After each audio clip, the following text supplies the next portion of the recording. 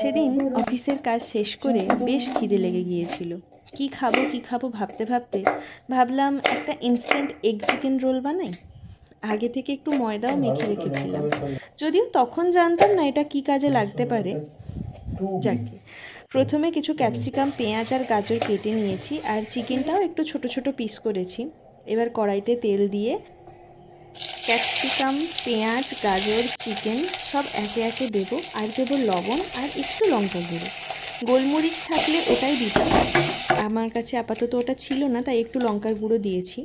এটা ভাজা হয়ে গেলে ডিম দিয়ে পাশাপাশি একটা পরোটা ভেজে নেব। এরপর একে একে সব সাজিয়ে নিলাম, তাতে কাঁচা লঙ্কা, লেবুর রস, চিলি সস দিলাম। টমেটো সসটা ততটা ভালো লাগে না বলে দিলাম না। আর এই চাট মশলাটা অবশ্যই দিও, বাড়িতে ট্রাই করলে অবশ্যই জানিও। আজ আসি, টাটা।